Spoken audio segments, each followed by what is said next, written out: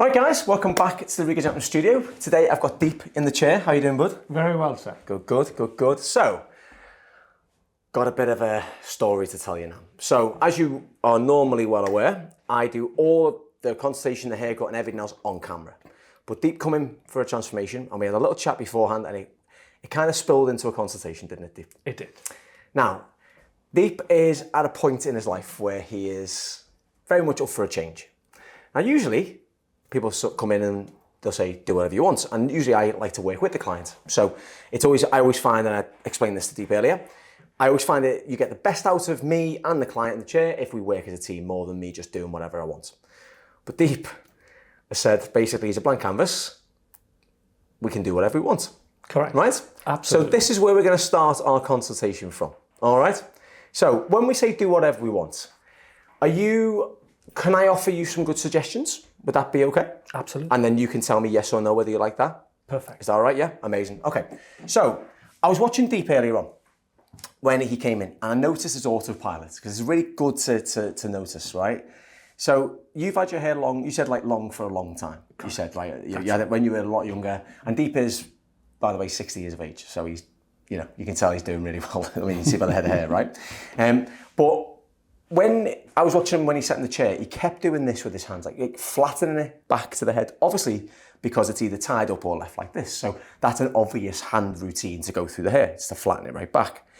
So when we're talking about doing whatever we want, I always want to take that into consideration, that the autopilot has to be similar when we're changing it up. Because I don't want to do something where it's like forwards and blow dried up at the front. Because that's such a change to what you're used to. It's like, yeah, it might look great when I do it.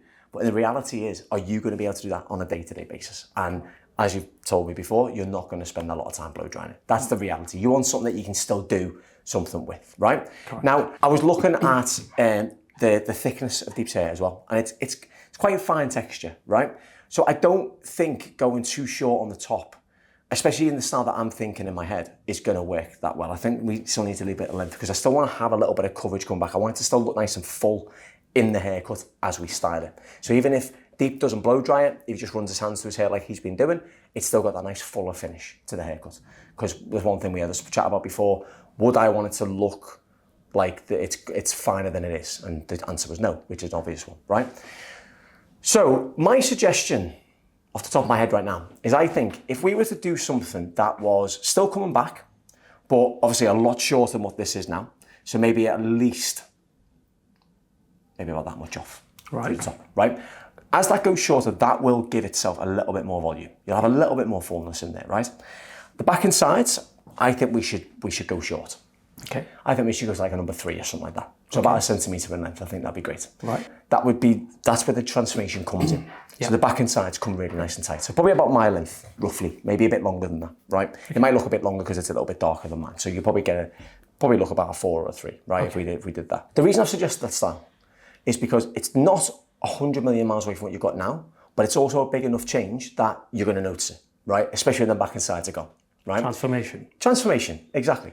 But what it will allow you to do is still keep your autopilot in there. Now, if you do want to, jazz it up a bit, if you go and so let me just put a little bit of info in here as well. Deep is now retired.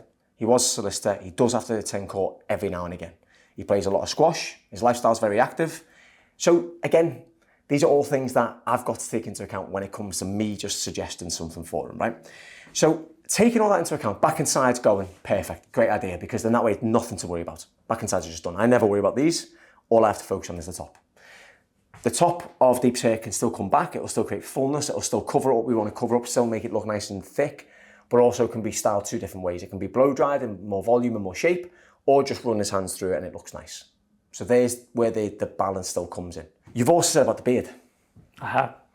Now, how would you feel if I took that 3 all the way through the beard and just gave you a very short, nice and professional looking beard? How would you feel about that? So apart from the scorpions in my beard disappearing, I think that would be fantastic. Okay, yeah, you'd be up for that? Yeah. Okay, cool. So beard right off, pretty much less than 1 centimetre in length. Yeah. And then we'll blend that into the hair and then we'll cut that into the top. So it's just a very easy, low maintenance hairstyle that blends in with all of your lifestyle choices, whether it's going to the gym, training, or having to pop a suit on every now and again. Let's do it. Yeah, cool. That is the best way to. If you leave it to me, that is probably the best way I'll be able to give you what I think works. Is that all right? Yeah. Perfect. Amazing. Cool, man. Perfect. Well, let's get you washed and conditioned then, mate, and let's get started. Thank you. You're very welcome, mate. Thank you, Deep. Right. So, Deep's hair shampooed and conditioned. I'm going to start by taking the back and sides away. That's the first thing I'm going to do. So, create a horseshoe section just to frame this haircut. So, again, where we start from the lead hand, which is my right hand.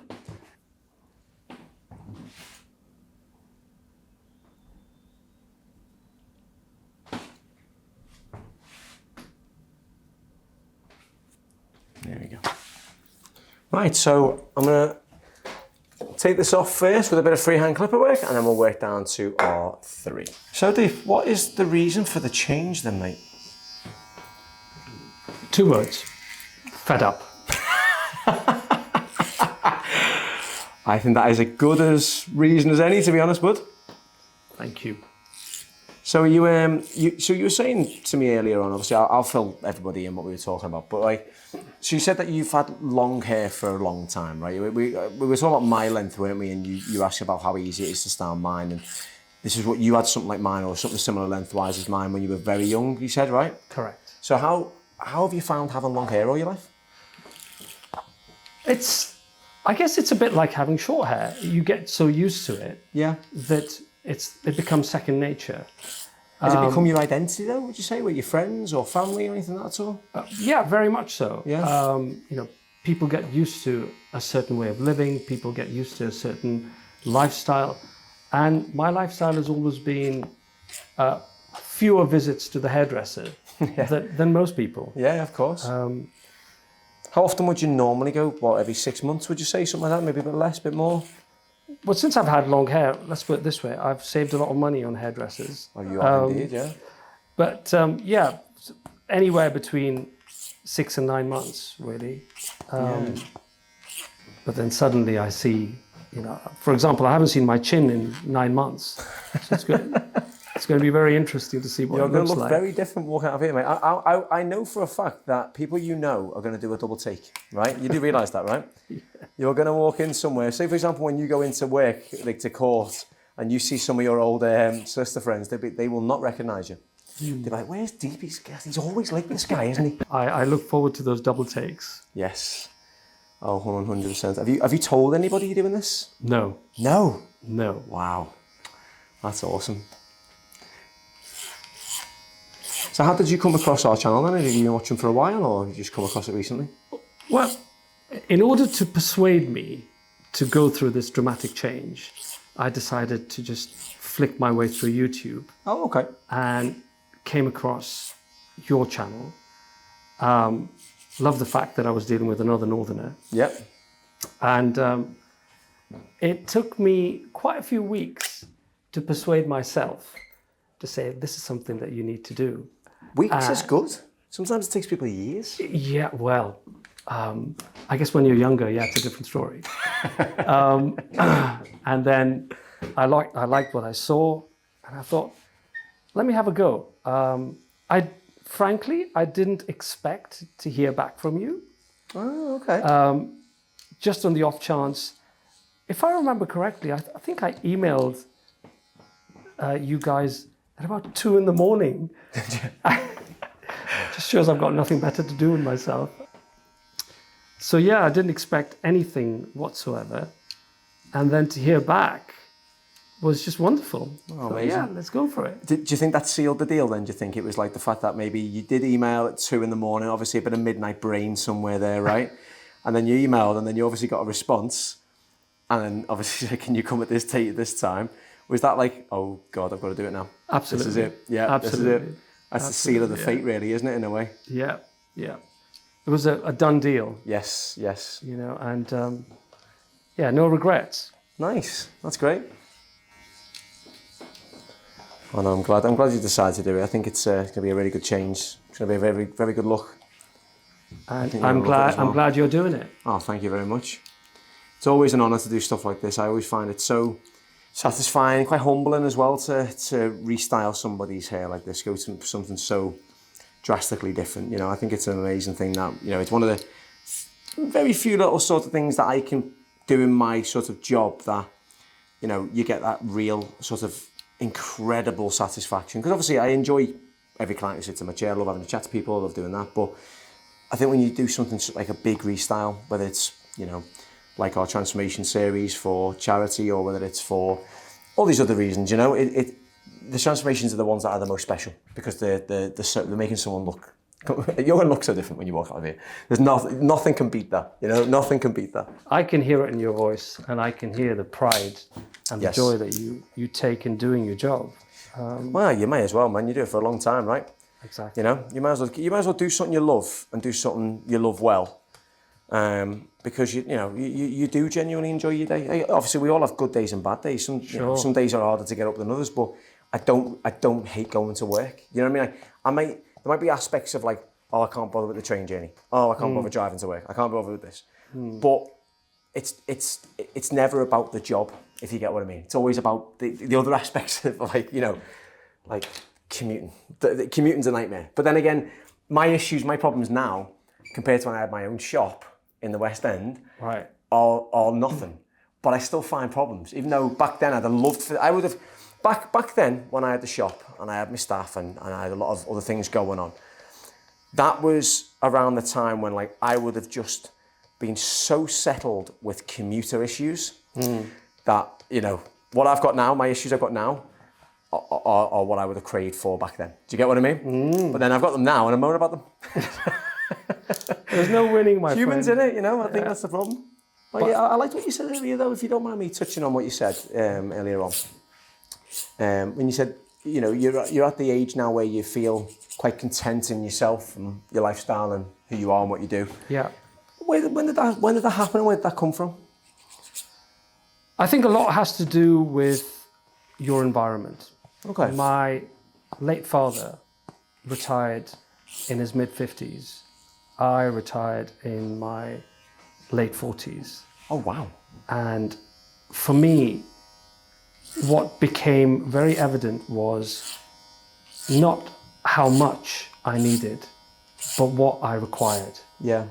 And yeah, fast cars and late nights are a thing of the past, but not something that's completely unknown to me even today. Yeah. But I think a lot has to do with the environment that you're in, the way that you're brought up. Yeah. And life is for living. Definitely. So let's live it. What do you think, or where do you think it's gone wrong then in today's society? What do you think's made it go so materialistic? Do you think it's social media and things, or? I think there's a greater awareness because of what is out there. Yeah. And the accessibility to it. Yeah. I remember in my day, we had to think about things to do. Now everything's done for you. Oh yes, I know. Okay, so if I wanted to go, when my friends were not around, I had to think of doing things. Yeah. So whether that meant picking up a book, whether that meant putting something together using wood, fine. We didn't have mobile phones. We didn't have other people to influence us. Yeah. So the thought process was, we've got to do it all ourselves, basically. Yeah. And I think necessity is the mother of all invention. And for me, you can only invent if you sit down and put your mind to it. Mm-hmm. And in this day and age, very few people sit down, never mind put their minds to things. Yeah, yeah. You know, but the thing is though, if I speak to somebody who's 20 years younger than me and they look at what I've done in my job, they would be like, I wish I would want your career. Do you know what I mean? But I think I think being content is a hard thing to be, isn't it? You know, it's a very, very hard thing to be because maybe naturally as humans we never are content. Maybe that's what helped us survive. Yeah. Is not being content. You know, like maybe in the tribal days you'd look for more land, you'd look for bigger crops, you'd look for more animals. You know what I mean? Like if that's the same thing now in just a different world that we're in, right? It's a completely different world. I can tell you this, yeah. Back in my day, yes, we wanted and aspired to bigger and better and faster and brighter and everything that you've mentioned. The thing is that now those people that didn't have access to even thinking that way have now got access to it. Yeah. Through social media or otherwise. And I think it's a very dangerous path because it's never ending. Yeah. There is just no stopping. I know.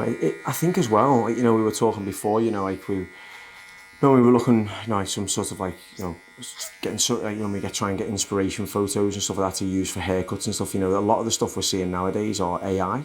Yeah. So they're based on a person, but they're not actually real. So what they do is they put tones through the hair to make it stand out more. They obviously have unnatural height, so your hair can't really stay like that, you know. Yeah. I love the generation of technology that I'm currently in. But I feel like it's a gift and a curse at the same time. I feel like you can love it and you can loathe it all at the same time, you know. And I feel like it's you've got to be so careful about what you consume, haven't you, as well? Because I saw a video sometime today coming in on the train, and it was a video of a megalodon that had washed up on a shore. Obviously, it wasn't real. But hey, if I was 15 or 14 and I saw that, I'd believe that. You know what I mean? If I had access to it. Yeah. And it's incredible what you could just take as being real now, isn't it? You're right. It's a double-edged sword. It is, yeah. It is something that's going to make the world a better place. Mm-hmm. But at the same time, the dependency is frightening. Yeah. You know, if you're going to rely on AI for everything, and incidentally, I couldn't agree with you more. I think AI is phenomenal. I can draft a letter within 5 minutes. Yeah. But AI can do it within 5 seconds. Yeah. I buy and sell property, and I have done for 30 odd years. And I asked AI to do some research on a particular issue that I had with an unregistered plot of land that I was buying in January. And it would have taken me in real time, perhaps 6-8 weeks to do it. Wow. And AI did it for me within literally 6 days. And it's not just the time, it's the amount of money that you save. Yeah, of course it is, yeah. Yes, it's amazing, but I would hate to be my kid's age now because it's making me lazy. You know, if you think of like my kids are like 7 and 8 and 13, you're going to get to a point where you don't need to learn anything. Yeah. It's a bit like the thing what they used to say to me in school, because I'm the last generation of school before smartphone. I'm the last generation, gotcha. Right? Gotcha. But you know, it's a bit like when the teachers say, you won't have a calculator in your pocket when you're out and about. Well, I've got one now in my phone, right? Yeah. And it is that whole thing of like, you know, you weren't allowed to use calculators in the maths test. Yeah. It's going to be exactly the same. Like, I've got a whole thesaurus in my pocket right now. You know, I've got access to anything I want to learn with YouTube. I've got access to anything I want to write up with ChatGPT. Yeah. Why do I need to go to school? Yeah. Agreed. And I don't know how we're going to combat that in 50 years' time. Is that the way the world's going to be in 50 years' time, where we don't even go to school? We just, you know, because as much as I'm not, you know, as much as I see the pros and the cons of school, right? Homeschooling, I can see the pro to that. Mm-hmm. I can also see the con to that. Going to school, I can see the pro to that and the con to that at the same time, right? Mm. But what I do love about school is the social element. That's all there is. That's the main thing in it, really. You know, they learn the basics. They have a very different education system in parts of Europe compared to ours. But one of the things that I've noticed was whenever I'm scrolling, and that's one thing I'm very guilty of doing now. Yeah. Doom scrolling. Yeah, oh my God, it's frightening. We all are, mate. It's frightening. Hours pass, don't they? Hey. Yeah. And you're like, where? It is. Where's that come from? Yeah, I was at 9 o'clock already, you know? And not just that, first thing in the morning. Yeah. It's not good morning, it's where's my phone? Yeah. Which is very, very frightening. Because there's this thing, I don't know if you saw it, it's quite funny actually. There's a thing going around where you have to go on a flight, right? And completely cold turkey the flight without watching anything on your phone or doing anything on your phone. So they put the phone in their suitcase in the plane, and they go cold turkey for the whole flight without the phone. Now, I'll be honest with you, that's one of the things I really enjoy about doing long haul flights is that I can't use my phone because I'm on it all the time. But they do it and they don't watch. They've got no headphones, they've got no AirPods, they've got no Netflix, they've got nothing. That's becoming like a thing that is really hard to do. Now, I mean, if that's really hard to do, we're screwed, aren't we? You know what I mean? Because how did we do it 20 years ago, mate, or 30 years ago? You know what I mean? But that's become a thing. Yeah. I think they call it raw dogging the flight. Is it called raw dogging? I don't want to say it on the camera, but that's what they call it. Yeah. Oh, cool. I thought I'd use the more PC term for it. Yeah. But yeah, that's a thing, right? So imagine if I said to you, you can't go on your phone for a week. Do you think you'd have a slight bit of panic and a bit of anxiety if I said that to you? Or do you think you'd be okay? Me personally? Yeah. Panic. Would you? Yeah. Not slight. Yeah. Massive. Yeah. So would that not be the same if I said to you, you can't have a drink for a week? No. Well, it would be No, I get you. But that's what I'm saying. It'd but be the same, wouldn't it, in the sense of addiction? Yeah. But it just depends on the level of addiction to what the drug is, if I can put it that way. Yeah. And I see a mobile phone as a drug just as much as I see alcohol. And I do drink. I don't smoke. Well, the funny thing is, when you mention the drug element, is that the two industries that call their clients users are drug companies and tech companies. So it's quite convenient, that, isn't it? Yeah. But anyway, it is mad, isn't it? How it's got to that. It's got to that situation, right? Correct. But again, I think we're all really guilty of it, because I do the same. You know what I mean? I can spend 2 hours on a train, and I won't lift my head up off the table, mate, because I'll be on my phone. Yeah. Do you know what I mean? Yeah, it's so antisocial. And most of that I can't even remember what I was looking at. Yeah.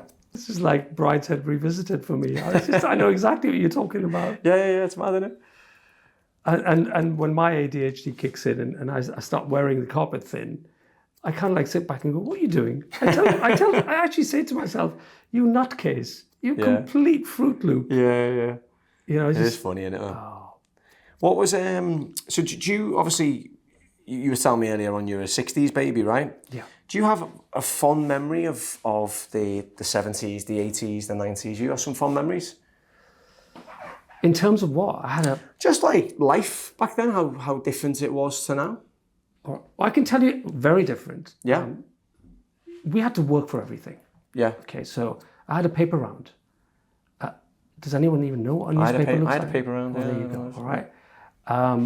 We used to go and knock on our neighbours' doors and say, can we wash your car for you? Mm-hmm. And we used to earn a few coins that way. Mm-hmm. I remember the very first job that I had. I was a tote operator, the proper job that I had. And you had to be, a tote operator is a bookie's runner. Oh, right, okay, yeah. But I used to be at the dog track in Newcastle. In the dog track? At the dog track. Yeah. So what I used to do is I used to go up to people who were having dinner on a Saturday night. They used to write their bets out, and I used to go to the tote operating machine and print out their bets for them. And I remember, this is just one aspect, I used to get, for working on a Tuesday, a Thursday, and a Saturday, from 6 to 9, Tuesday and Thursday, and from 6 to 10 on a Saturday, I used to walk away with about, I think it was somewhere in the region of, I think £13 for all 3 nights. Wow. And I used to earn more in tips than I did in salary and wages. Yeah. And footballers used to come there. Did they? Yeah. Oh yeah, Newcastle United footballers used to be there. Wow. And I've seen people come and lose a ton of money and not have enough cash to be able to get a taxi home. Mm-hmm. I mean, there was one footballer whose name I won't mention, who used to come there quite regularly. And Newcastle, I'll probably guess who that might be. Well, I'm not going to tell you the timeline either. I was going to say, if I had to bet anyone, I know who I'd bet. Right, okay. I'm not a betting man. This one day, he had a bad day and he didn't have enough cash to get a taxi home. How, I don't know. Don't ask. Mm-hmm. And he asked me for some money. And back in those days, a couple of quid used to get you everywhere from one end of Newcastle to the other. And I gave him a couple of quid and he came back in as a regular the following week and he gave me 20 quid. Wow. And for me, I mean, 20 quid is the equivalent of, I don't know, 200, maybe more. Yeah. But that's how life was different. You know, we weren't stuck in front of mobile phones. Yeah. I remember when Channel 4 first started broadcasting. I remember when we only had 3 channels. I remember Channel 5 broadcasting. I remember we only had 4 channels as well, yeah. We never got... I sound like Rishi Sunak now, don't I? We never had Sky TV growing up. I'm glad you said that. We were so underprivileged like Rishi, Yeah. you know? Yeah. But yeah, no, I remember that. Like, I remember just having 4 channels, mate, and making do what we had. And then I remember we got cable. I remember we got... do you remember it was cable and wireless? Yeah, I do. Yeah? I remember everything. Yeah. Do you remember the time when you used to have pay-as-you-go phones? Yeah. And you used to get vouchers? Yeah. Fiver, tenner, Yeah. 20 I quid, do and indeed. 50 quid. 50 quid, yeah. I never got one. I never ever got a 50 quid voucher. Are you kidding me? Ever. I Never. just, No, never, mate. I remember all those days. So how we've moved on is wonderful. Yeah. But what we've missed out on, what kids have missed out on, It's quite sad, isn't it, really? it's very sad. I would much rather be myself in the 60s and the 70s and the 80s than what there is out there today. I'd rather know my kids can draw and be creative and, you know, find they've got hobbies Yeah. than just kind of sit them in front of a screen. Yeah.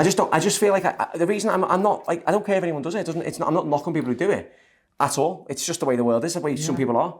Yeah. But I just felt like my childhood was getting lost a bit in, like, playing I Spy, you know, playing, you know what I mean, like drawing in the car, you know, taking drawing pads to restaurants with you and all that. It's a bit old school, mate, but I do feel like that's one thing that I remember as being a child. There moments of, like, having to be quiet in a restaurant, or, you know what I mean, like not just sitting there preoccupied with something that you can be lost in. Because I'm terrible on games. I get so angry when I'm on a game and I lose. I get so angry. It really annoys the life out of me. And I see that with the kids now. You know what I mean? They lose on a game and they get really angry, and I can see it. And I'm exactly the same. You get so caught up in it. But I just thought, you know what? Let them be kids for as long as they possibly can be before they need technology. Do you get what I mean? We keep a drawing pad in the car, just in case. Yeah. If we are somewhere, you know, if they lose it or whatever, then we always just keep one in the car anyway, just to have. And the thing is, I don't think there's anything wrong with all of that at all. I just think that me knowing what I'm like and my addictive personality, I just think that could be passed on to my kids. Yeah. So I can try and get them addicted in healthy things, like going to the gym like we do, and going for a swim like we do, and things like that. Yeah. I just think that's a good way of trying to channel something that is other than what they'll be doing for the majority of their life. Yeah. You know what I mean? Agree.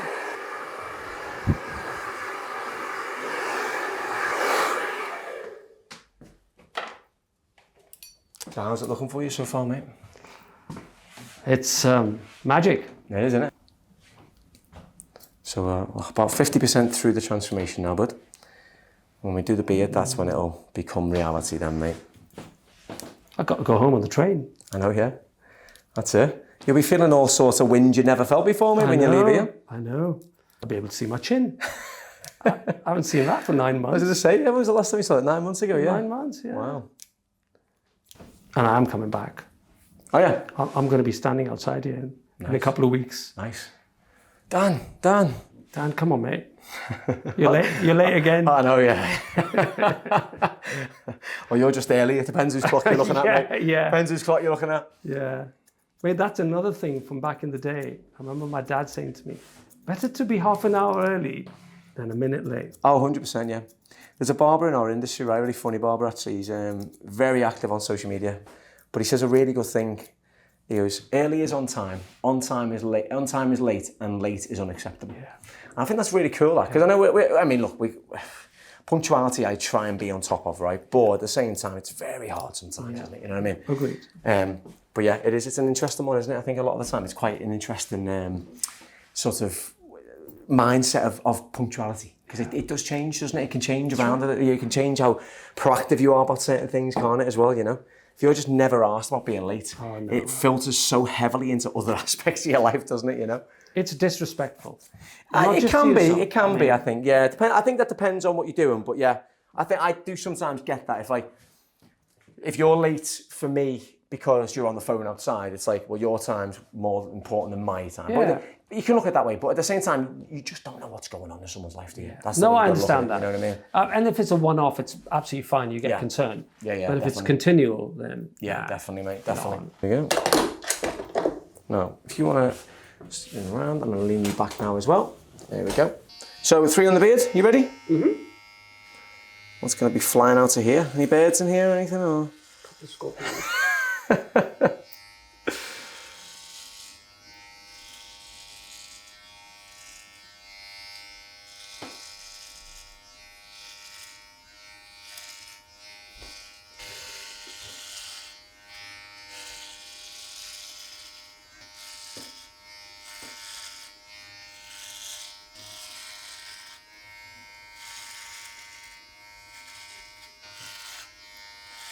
I hate to imagine what. I would love to see what this looks like. Oh mate, honestly. I'll do one side first and I'll leave the other side and you'll be able to see.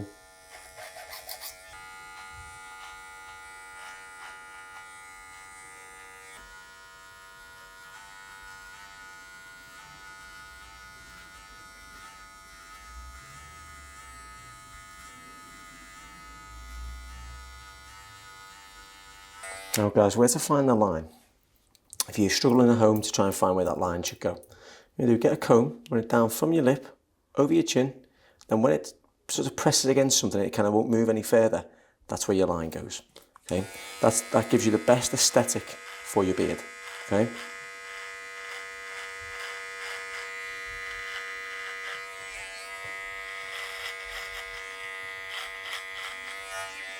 As the head's tilted back, get a nice straight line all the way across.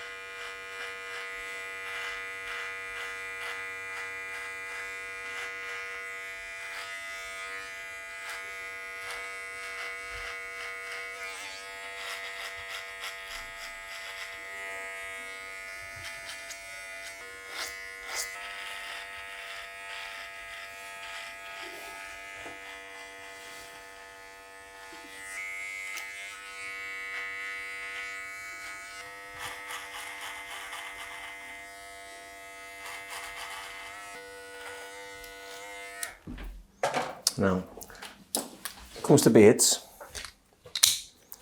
I always go over it down with a grade shorter. 1 and 2. Go with the grain on this one now. And even just add that little bit of a taper to the neck as well, just like that. So the line looks a little bit sharper. And turn it round and just blend it in.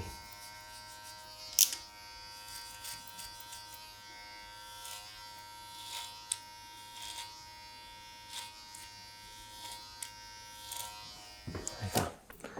And then just finish off with a nice little bit of scissor work over the comb.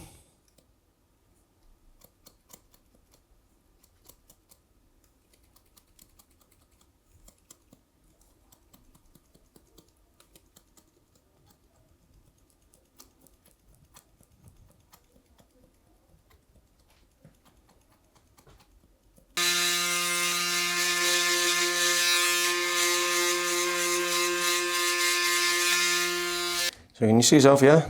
Oh my God. My God. I couldn't leave it like this. I know, yeah. Well, you could, mate. You could, yeah. That'd be quite interesting. There we go. So I always do one side first, just to see what's going on. Any little like growth patterns, things like that. And all we do is we literally just copy the other side now. So doing one side of the beard's always good, because then you can just literally mimic and replicate what you've just done to that side. You've got your lines in place, you've got the length in place, everything's sitting where you want it to.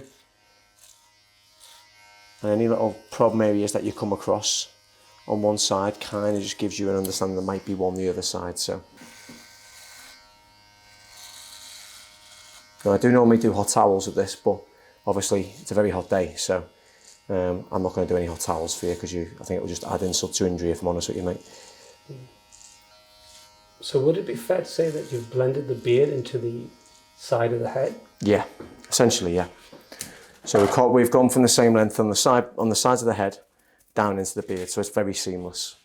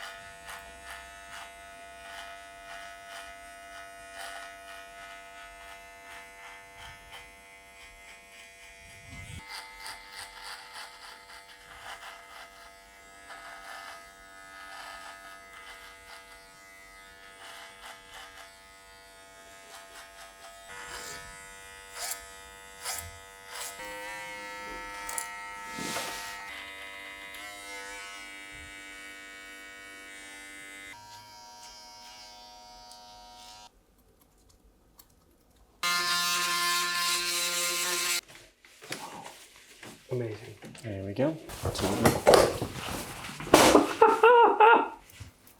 Who's that in the mirror? Where's Deep? Oh my God. Holy moly. Happy? Oh, It's great, isn't it? I haven't seen myself like this forever. Really? Wow. Absolutely brilliant. Thank you, man. What a pleasure to meet a Liverpudlian. A fellow Northerner. Fellow Northern, mate.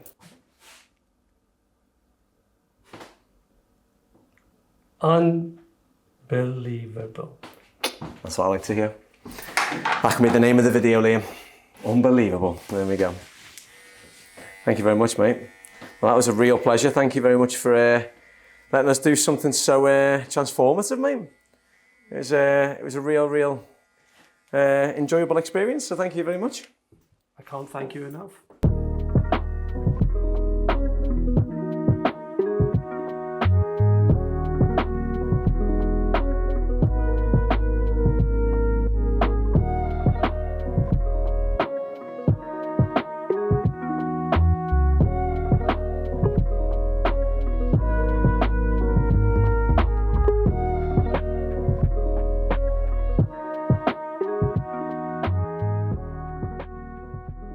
Hi, just wanted to say a massive thank you for what can only be described as a modern-day miracle. I walked into the salon looking like I'd just stepped out of a Neanderthal exhibit and walked out resembling a functional member of 21st century society. Frankly, if I'd grunted on arrival, no one would have blinked. The banter was top tier, and Dan's scissor skills nothing short of surgical. I gave Dan carte blanche, full creative authority, and credit where it's due. The man did not let me down. He may have stared into the abyss that was my hair and beard and thought, this is a job for the brave. But he rose to the challenge like a seasoned warrior with a pair of shears. My family and friends are still reeling from the transformation. One of them asked if I'd had reconstructive surgery. Another just cried and whispered, he's back. I eagerly await the transformation video if it makes the final YouTube cut. Though I fully understand if you're protecting your viewers from the trauma of the before footage. Thanks again.